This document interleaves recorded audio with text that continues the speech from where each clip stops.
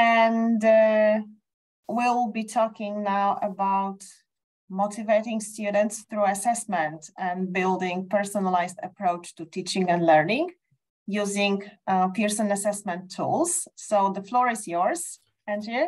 Thank you, Kasia. Can you see my screen? Yes. Fantastic. That's great. Hello, everybody. I hope you are doing well. I'm doing okay. I don't have a cold, but it's summer in the UK, and summer means flowers. And for me, flowers mean hay fever.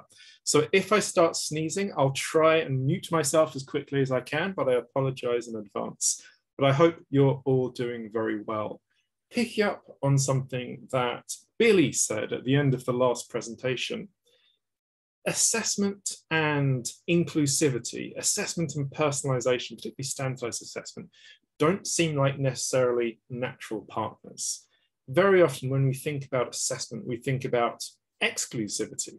You have the level of English you require to go and get this job, to go to this university, or even you are in the B2 club and you're not in the B2 club. And I think that there isn't a single more demotivating word in the English language than fail. So I think what we're going to try and do today is think about how new assessment methodologies, new assessment tools can potentially help us change that and help us, as I say, inform a personalized approach to learning that is by nature inclusive. So a quick question or two questions for you. Thinking of your role as a teacher and thinking of the learners that you work with, answer in the chat, what sort of value do you think assessment has in their learning journey? I'll give you just a minute to answer that question. Be very interested. Monitor student progress. That is an absolutely perfect answer. Show ability. Excellent. Understand student skills and need mutual feedback. I love it. Yeah. This is really good. And that's a really interesting point that Maria's just raised, to give students confidence. Now that's what I would absolutely love everybody to take away from the idea of assessment. You can build confidence with assessment, but it's not necessarily always the easiest thing to do. So I would like to ask you another question as well. There's another one really interesting there, to meet the expectations of the heads of the language schools or your managers. That's a really interesting one. So the other question is, as a teacher, thinking about answering this in the most honest way as possible, without worrying about hurting my feelings and as an assessment person, do you have a positive view of the role that assessment plays? A negative view, or maybe a mixed view? So maybe more positive than negative, more negative than positive, but I'd love positive. Okay, mixed. Okay, interesting. Nobody's saying negative so far, so that's potentially quite good. But yeah, it's mainly positive. Learners hate tests. I think very often teachers hate tests as well. So that's really interesting, really useful feedback. And I have to be completely honest with you, a lot of teachers I speak to do not like tests. And there's a couple of really good reasons for that. But one of the biggest ones is, to some extent, you're not judged on your ability as teachers. You're judged on the outcome of tests. Did the majority of my learners pass the test? And that's a completely unfair way to think about the value that teachers bring to learners. But it's the reality for a lot of people. You're judged based on test results, because what else are people going to judge you on? They're not in the classroom with you. They have this, I think, in a very honest way, artificial impression of what a teacher does based on the outcome of tests. And as was mentioned, learners don't like tests either. Sometimes they think, you know, it's a bit like going to the dentist. I know it's important, but I don't want to do it. I want to test as infrequently as I can. And I think that's, again, something that we're interested in changing. One of the big challenges with that big end of year test, whether it's an English proficiency test like the International Certificate from Pearson, whether it's the Cambridge test, whether it's your Matura or equivalent, is that because it has such a large impact, both on teachers, but also on learners, and the way that they think about their ability, the way that they think about their engagement with language. It's very easy to think, you know what, I need to stop focusing so much on teaching English and start focusing on test preparation, teaching towards the test. It's a very, very natural thing that I know teachers have to do in some situations, but really hate to do. So what I would like to do is think a little bit more about how we can make assessment more of a positive experience. And what we see very often is the phrase the washback effect in academic discussions around assessment. That means the impact that testing has on learning, on the learning journey, on the way that teachers teach and the way that students learn. And there's all sorts of interesting academic debates and disputes about the washback effect, but what you generally tend to find is that people agree that it exists, that assessment does have an impact on learning, but also that it can be positive and it can be negative. So when we're developing things like our big end of year test, the international certificate maybe, we have to think about how we can make the washback impact as positive as we can within the constraints that we've got with that certificated accredited format. We also have to think, when we're developing new assessment methodologies, how can we accentuate the positive element of washback? What if we could design a test that just had washback in mind? Something that's going to help you better understand your students' abilities and also help you focus on the areas of remediation that they need the most, starting to think about how we can personalize learning through assessment. It's very interesting because if you go back to the 1970s and 1980s, a lot of this academic discussion and debate focuses on the idea that, yes, you could have assessment being an integrated part of the learning journey, not just end of chapter tests, but real proficiency assessment, getting an overall level of that person's ability. And that would be really useful because it would enable you to track their progress, not just from one year to the next, but within the course. But very often what they pointed out was it wasn't really that practical, because assessment, certainly in those days, took a very long time to do. You have to design the test, run all the administration, do the marking, and very often that fell on teachers who have, as you know, very limited time, always or overworked anyway, always have too many expectations on them to begin with. So having a lot of assessment, testing 2 or 3 times a year, wasn't really that practical. But what has changed over the last couple of years is the use of computers to assess, not just as a methodology for putting the test in front of the learner, but as a way to mark the tests as well. So our expertise, I would say, at Pearson is in this kind of computer-based assessment very often. It's assessing speaking, writing, listening, and reading, not just multiple choice ways, but with extended speech, extended writing, and so on. And what that enables us to do is put forward tests that can be fast. So you can take a test that maybe lasts an hour, and rather than waiting 5 weeks for your results to come back, you may wait 5 minutes. It can be easier for teachers to implement because you don't have to do all that boring, heavy lifting around administration. And because it's using those item types that really assess different facets of language, not just a multiple choice way of doing things, which was very often the way of testing quickly in the past, it can be a lot more accurate. And what you get out of it is a lot more data. They're very data rich. And data is an interesting word because very often when I speak to teachers, they're a little bit skeptical when you start to speak about data because, as you all know, teaching is a human endeavor. These are learners with individual needs, individual dreams and goals. They're not little numbers on a graph somewhere. But what we need to do to make this really useful for teachers is to make that data meaningful, which is where the global scale of English comes in. So the global scale of English is like an expansion of the Common European Framework of Reference. If you're not familiar with it, go to english.com/GSE. There's all sorts of fantastic resources to get you up to speed and lots of really useful things that you can take away and implement in your own lessons. But what it means is that if we build tests alongside those learning objectives, and there are many, many more learning objectives in the global scale of English than there are in the CEFR, then we can give somebody a number that means something. Rather than saying, okay, you got 75%, or you got 60 out of 100, we can say, okay, you've got a score on this test that relates to a specific set of learning objectives that we would expect you to be able to do at your stage on the learning journey. And just to give an example here, we've got things that are at, for example, the score of 43 on the global scale of English to 44.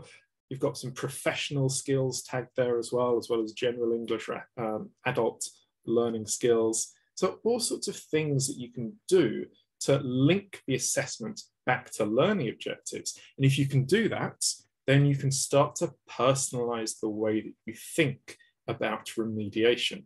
If you can understand specifically what a learner is expected to be able to do, then you can give them material that challenges them, but isn't overwhelming them. And you can start to do that if you have the time and the ability to do that on an individual level, as well as on a class level.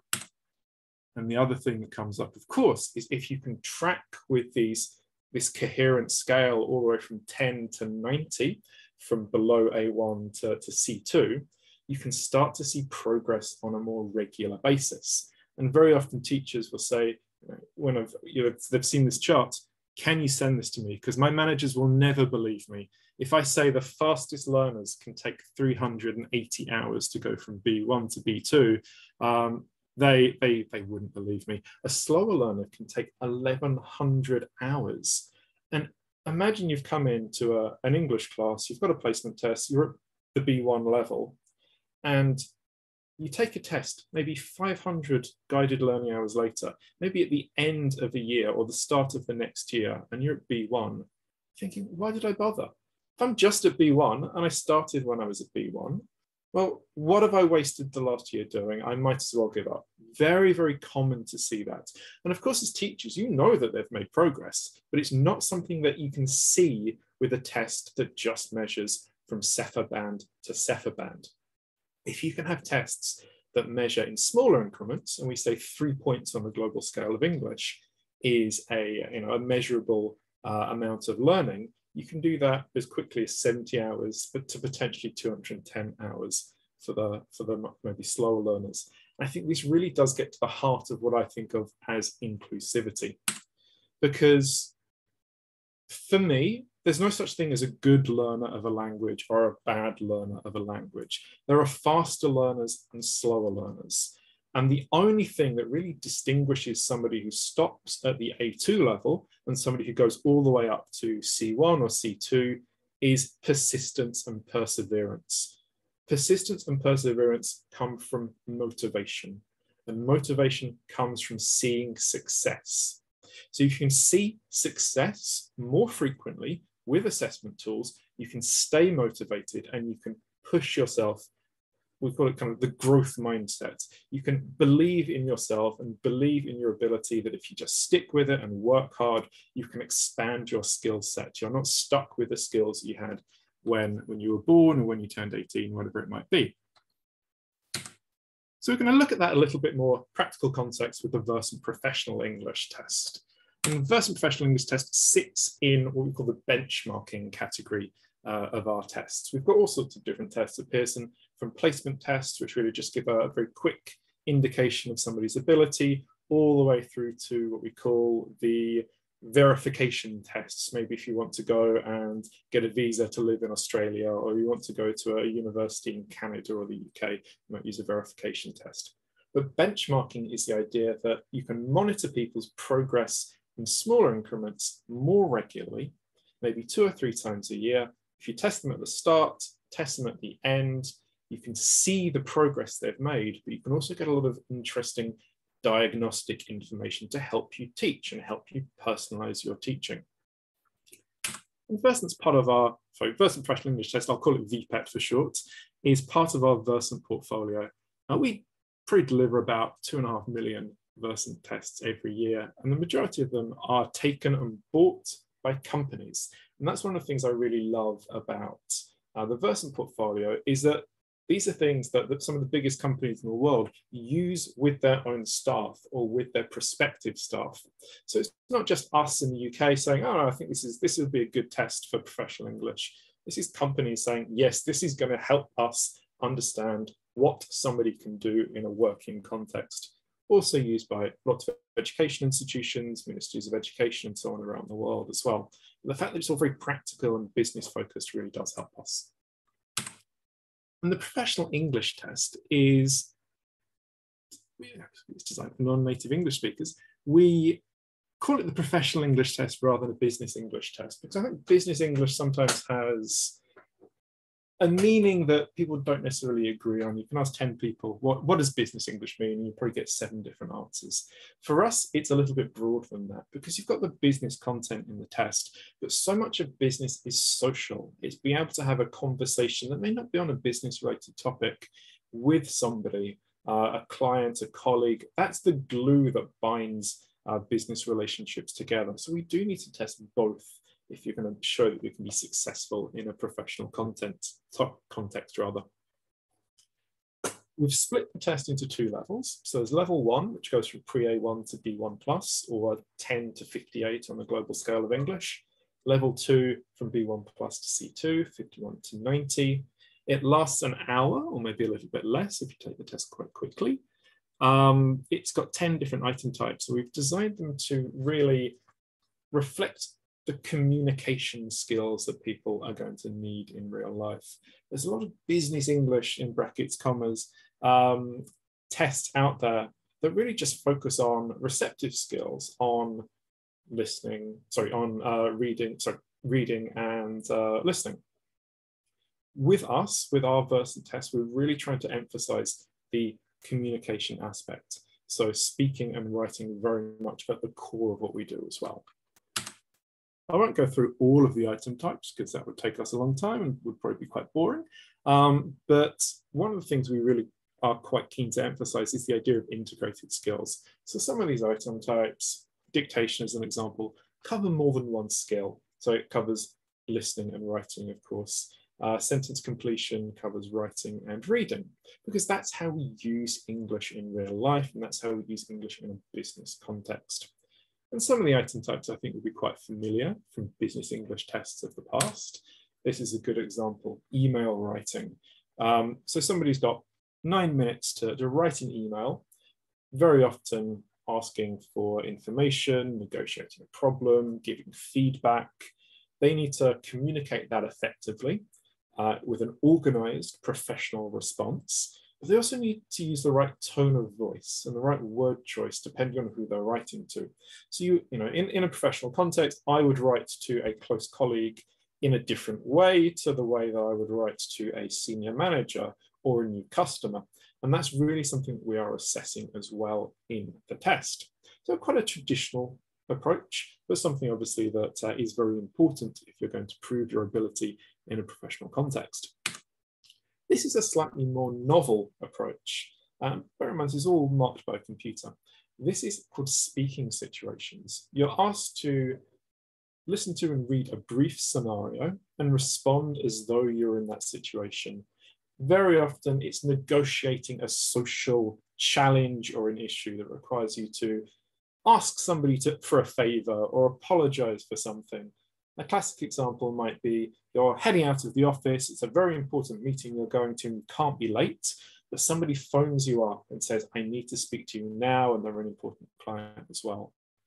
You've got to think, what would I say to that person in this situation, and respond as though you are speaking to them.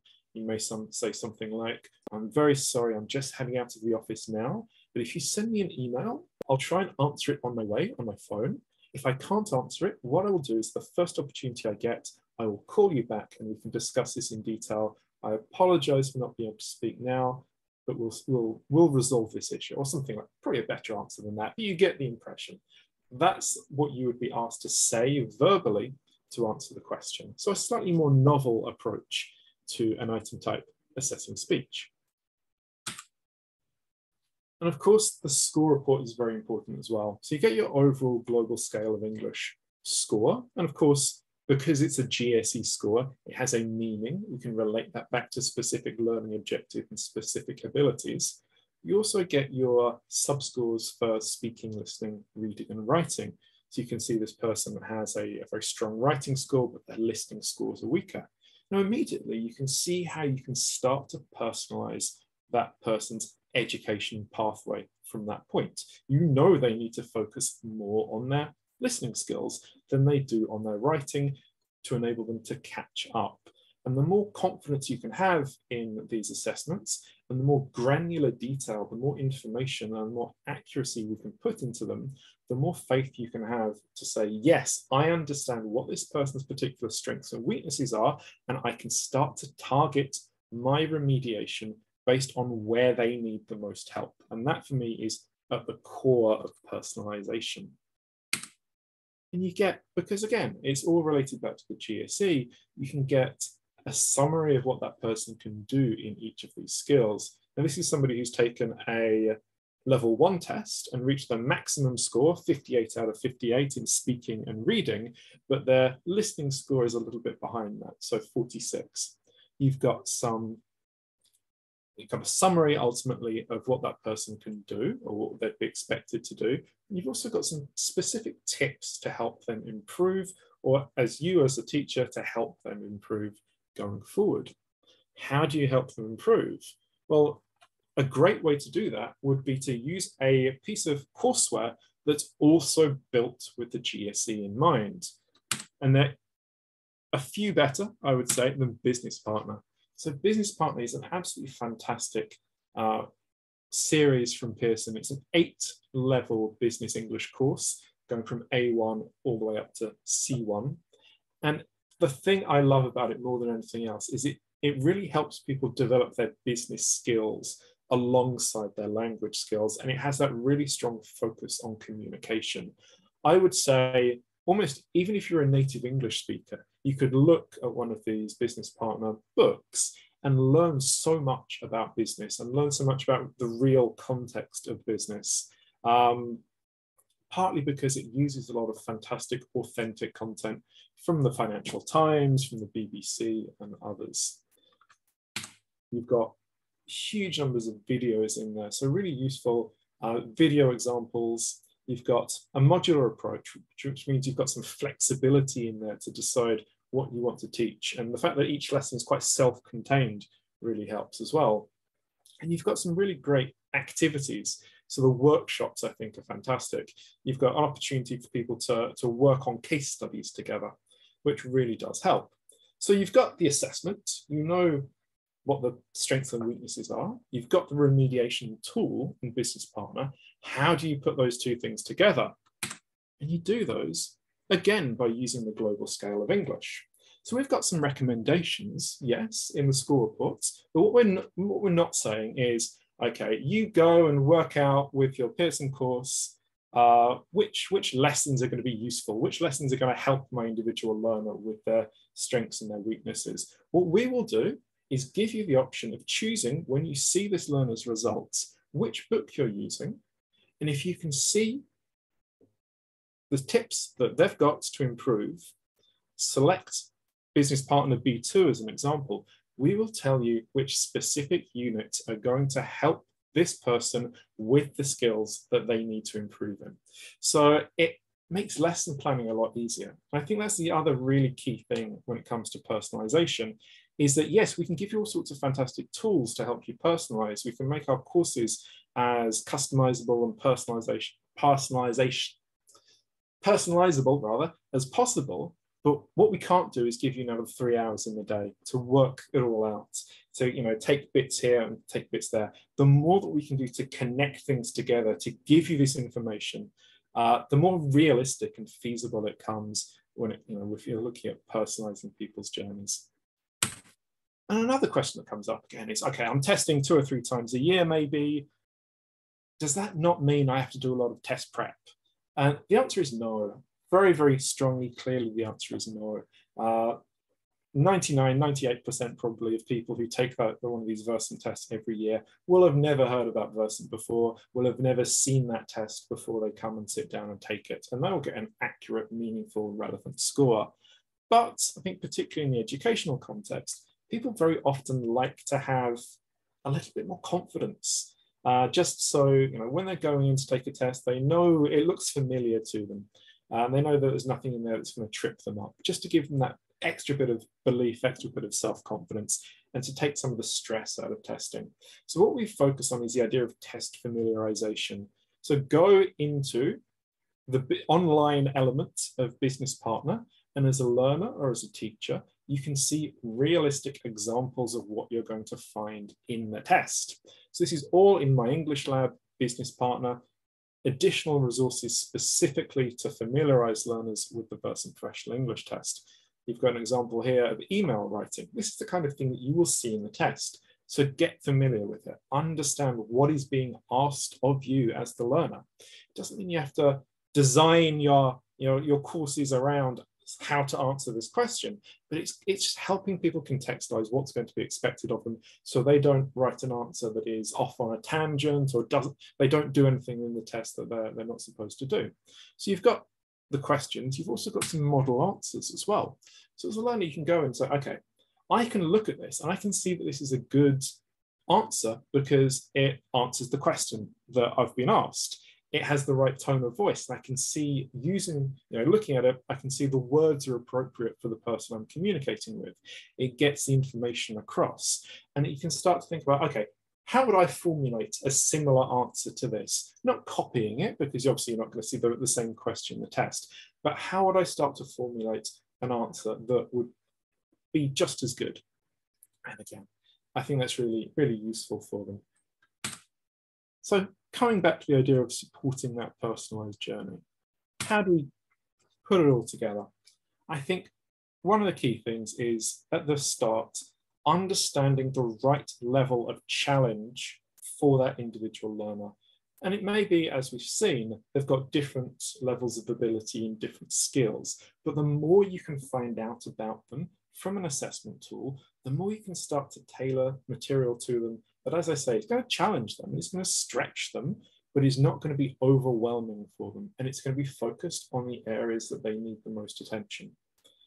The next stage is you've got an idea of what they're supposed to be learning, you can start to set SMART goals. So SMART goals are goals that are specific, measurable, achievable, relevant, and have a time frame. And I think it's the achievable part that is the most important one there. When we're thinking about motivation, we're thinking about keeping people engaged.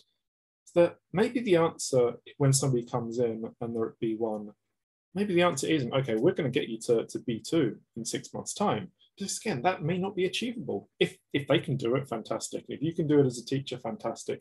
That's not going to be the same for every single learner. So if you can start to think about, okay, what we might be able to do is get you up 6 points on the global scale of English from your first test to your last test. That's an achievable goal, and it's measurable and it's relevant. So along with the diagnostic information that we're able to give you, you can say to that learner, well, this is what we can do together.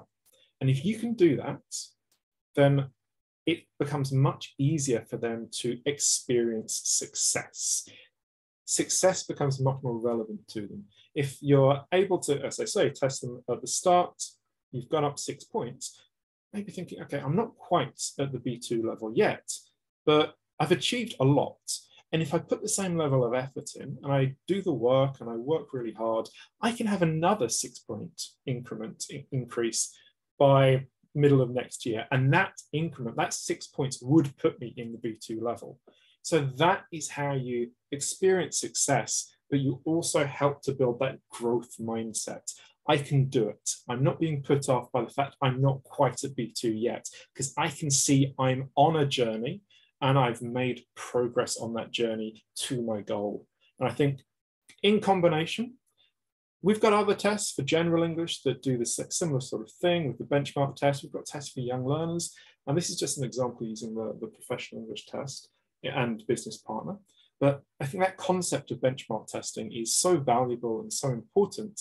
It's something I'm really keen to make sure that teachers are aware of. Because again, coming back to the point of what we're talking about today, it doesn't have to be a situation where exclusivity is the key to assessment. It doesn't have to be about sorting people into buckets. You can do it, you can't do it. It can be something that can empower people, empower teachers to help personalize learning, but also empower students to have that belief and motivation, and as we say, to be themselves in English. I think is so powerful. And I think it's something that we're starting to see fantastic results and fantastic feedback from at Pearson. So that is the overview. We've got some time for questions if anybody has questions.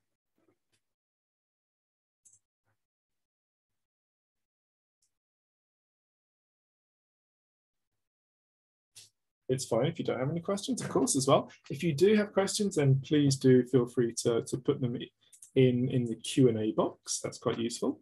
But yes, I mean, we're here. All of our teams around the world will be able to support you with this journey. If you're interested, whether it's professional English, whether it's general English, even tests for young learners. I think tests for young learners in particular can be quite useful because you're able to show parents as well as the learners that level of incremental improvement, which doesn't just motivate those younger kids, but it shows the efficacy of your teaching. So it's, again, not about pass fail, but how much progress you've made on that journey. Ooh. There's some questions here, specific questions about Versant. What I would do is, if you do have any specific questions, then drop me an email. You'll see my email address hopefully on the screen at the moment, and I can help answer some of those very specific questions. But you know, if there's anything else that I can help with today in the last few minutes we've got, then please do let me know.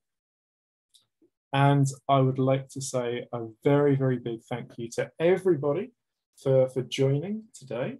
It's always really interesting to hear the feedback and to hear what you as teachers think, because we're not developing these products in the vacuum. We speak to business, but we also need to speak to teachers. There's nobody more important in that learning journey than the teacher. So I think we need to make sure that we're very close to you, we're hearing your feedback, and we're adapting and designing our products to meet your specific needs. Kasia, over to you.